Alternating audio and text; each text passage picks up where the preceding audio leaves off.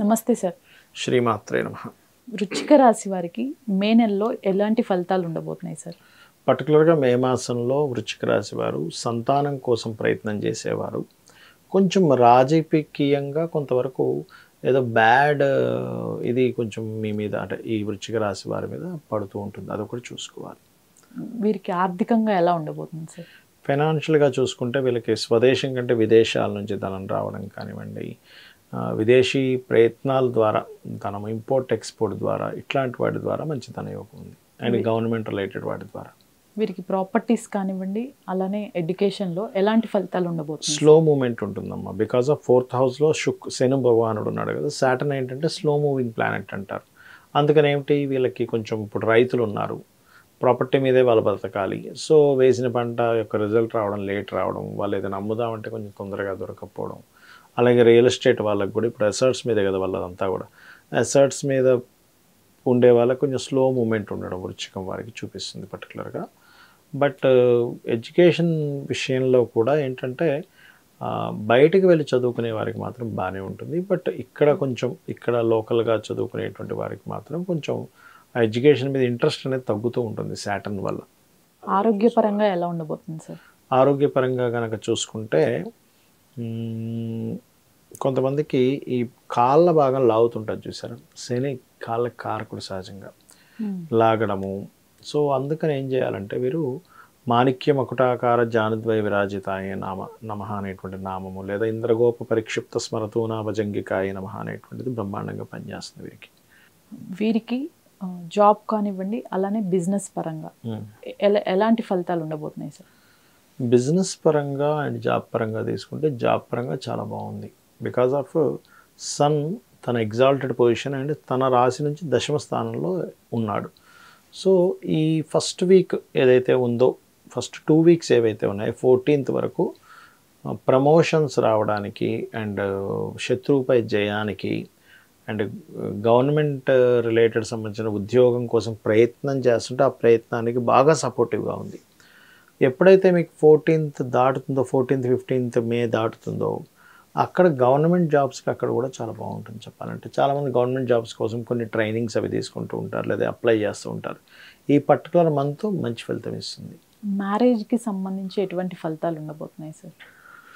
Marriage సంబంధించిన విషయాలు ఏంటంటే సప్తమంలో గురువు ఉన్నాడు వీళ్ళకి పర్టికులర్గా ఇప్పుడు. కాబట్టి ఏంటంటే కొంచెం అంటే ఎవరినైనా ఇష్టపడడం వల్ల, ఇప్పుడు వీళ్ళకి వివాహం అయ్యే విషయంలో ఎవరినైనా ఇష్టపడడం వల్ల ఆ యొక్క అంశాల వల్ల కొంత స్ట్రెస్ పడుతూ ఉంటారు వీళ్ళు. అరే వాళ్ళని ఇష్టపడ్డాను, చేసుకోలేకపోతున్నాను, లేదా వాళ్ళు ఏదైనా గొడవ చేస్తారనుకోవడం, ఇట్లాంటివి కొంచెం ఉంటాయి. బట్ ఓవరాల్గా మాత్రం మ్యారిటల్ సంబంధించిన విషయంలో అనేది మంచి ఫలితాలే పొందుతారని చూపిస్తుంది. So don't worry. ఈ రాశి వారు తీసుకోవాల్సిన జాగ్రత్తలు ఏంటి సార్? జాగ్రత్తలు అంటే అమ్మ ఇందాక నేను చెప్పాను చూసారా, ప్రేమ వ్యవహారాల విషయము, రాజకీయ సంబంధించిన విషయము, ఫ్రెండ్స్తోని షేర్ మార్కెటింగ్ రిలేటెడ్ సంబంధించిన విషయంలో పర్టికులర్గా ధనుసు రాశి వాళ్ళు జాగ్రత్త వహించాలి. లేకపోతే వాటి వల్లే వీళ్ళకి ఇబ్బంది అనేటువంటిది వస్తుంది.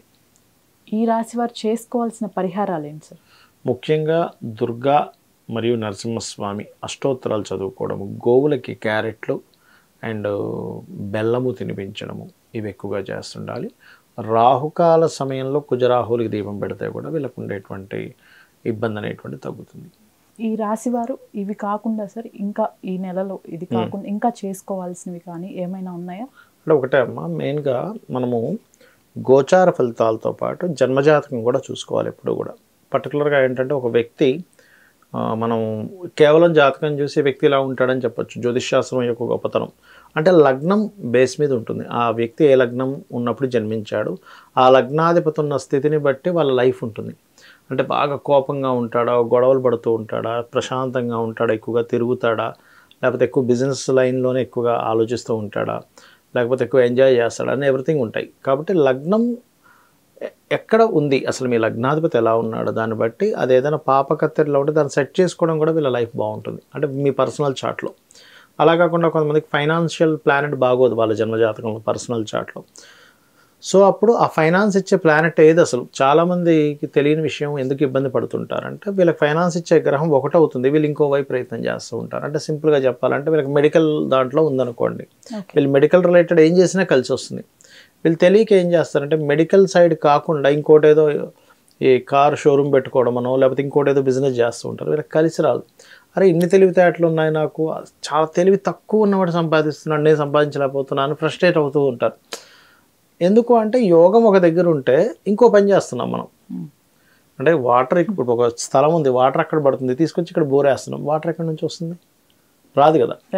అట్లా ఏంటంటే ఫస్ట్ ఫైనాన్షియల్గా మీకు ఏ ప్లానెట్ ఇస్తుంది, ఏ మార్గంలో వెళ్ళాలని చెప్పేది జ్యోతిష్ శాస్త్రం. అలాగే మీ ప్రయత్నాలు ఎందుకు సక్సెస్ అవ్వట్లేదు, కొంతమందికి అన్నదమ్ములు సహకరిస్తారు, కొంతమందికి సహకరించారు. ఎందుకు అంటే పూర్వజన్మల్లో మీరు చేసిన పాపకర్మ వల్ల వస్తుంది, దాన్ని ఎట్లా సెట్ చేసుకోవాలి, ఇవన్నీ ఒక ఎత్తు అయితే మీరు ఏ డైరెక్షన్లో ఉంటే కలిసి వస్తుందని ఉంటుంది. ప్రతి వ్యక్తికి కూడా మీరు ఈస్ట్లో ఉంటే మంచిదా, వెస్ట్లో ఉంటే మంచిదా, సౌత్లో ఉంటే మంచిదా, నార్త్లో ఉంటే మంచిదా అని ఉంటుంది. ఆల్ డైరెక్షన్స్ గుడ్, బట్ మీకేది పనికి వస్తుంది ఈజ్ మోస్ట్ ఇంపార్టెంట్. ఇవి తెలుసుకుంటూ చాలామంది వివాహం అవ్వట్లేదని బాధపడుతూ ఉంటారు, బట్ టైం రాదు ఒక్కోసారి. ఇప్పుడు మీరు ఈ సంవత్సరం అంతా కష్టపడి వివాహం కోసం ఎదురు చూసి చాలా రకరకాలు చూసి వెక్స్ అయిపోయే కంటే కూడా నాకు ఈ సంవత్సరం అసలు బలం లేదు, నెక్స్ట్ ఇయర్ ఉందనుకోని ఈ సంవత్సరం అంతా మీ పనులు చేసుకుని నెక్స్ట్ ఇయర్ వెతుక్కుంటే మీకు టైం సేవ్ అవుతుందిగా. సో వివాహ సమయం ఎప్పుడుంది, ఎలాంటి వ్యక్తి వస్తారు, వివాహం విషయంలో చాలామందికి ఈ మధ్య అన్ని డివోర్స్ కేసెస్ ఎక్కువ అవుతున్నాయి బికాజ్ ఆఫ్ ప్లాంటరీ పొజిషన్స్. అలాంటి వాటిలోనే ఎక్కువ మంది పుడుతున్నారు. దానికి ముందుగా ఏమైనా అర్క వివాహం, కుంభ వివాహం చేసుకోవాలా, ఎటువంటి పరిహారం చేసుకోవాలి, ఏ మంత్రం చేసుకోవాలి, దీనికి భయపడాల్సిన పనేం లేదు.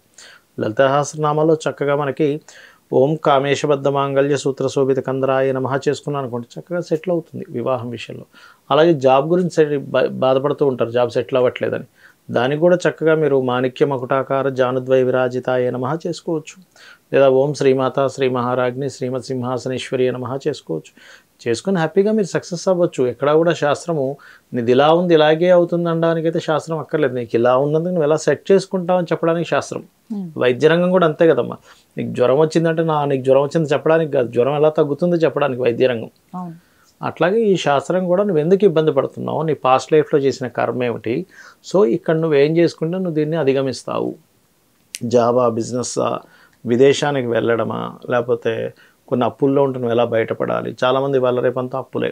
సో ఓం అపర్ణాయ నమః మంత్రం ఇట్లా ఏంటంటే పర్టికులర్గా కొంతమందికి అప్పులు ఇవ్వడమే వాళ్ళ బిజినెస్ అవుతుంది. మరి వాళ్ళకి ఏమిటి అంటే వాళ్ళకి ఆ యోగం ఉంటుంది. కొంతమంది అప్పులు చేయడం వల్ల ఇబ్బంది పడతారు. సో ఈ చార్ట్లో ఏంటంటే ఇవన్నీ చూసుకోవాలి. ఇక్కడ చాలామందికి సందేహం వస్తుంది, మరి ఇవన్నీ చూసుకునేలాగైతే మనం ఎందుకు ఈ గోచార ఫలితాలు, ఈ మే ఫలితాలని, ఆ ఫలితాలు, ఈ ఫలితాలు ఎందుకు చెప్పుకుంటున్నాము అంటే ఇక్కడ రెండు విషయాలు. ఒకటి చూడండి అమ్మా, ఇప్పుడు మీరు ఇక్కడికి వచ్చారు, స్టూడియోకి వచ్చారు, ఇంటి దగ్గర మార్నింగ్ టైం ట్రాఫిక్ ఎక్కువగా ఉంటుంది. మీరు ఇంటి నుంచి ఇక్కడ రావడం గంట సేపు పడుతుంది అనుకోండి. అదే ఏ ట్రాఫిక్ లేదు, హాఫ్ అన్ అవర్లో రాగలుగుతారు. ఇంకా ఎక్కువ ట్రాఫిక్ ఉంటే 1.5 hours పడుతుంది. అంటే ఏమిటి, మీరు మీ వెహికల్ మీరే మారలేదు, కానీ ఎందుకు డిస్టెన్స్లో తేడా వస్తుందని బికాజ్ ఆఫ్ ట్రాఫిక్, అంటే బయట ఉండే పరిస్థితులు. అలాగే మన జన్మజాతకం పనిచేస్తున్నప్పటికీ బయట ఉండే గోచార గ్రహాల స్థితి మనల్ని కొంత రూల్ చేస్తూ ఉంటుంది. మీకు ఎలాగైతే ఆఫీస్కి రావడానికి అర్ధగంట నుంచి గంటన్నర వ్యవధి ఎలా అయితే మారుతూ ఉందో ఇది కూడా అంతే. ధన్యవాదాలు సార్. శ్రీమాత్రే నమః.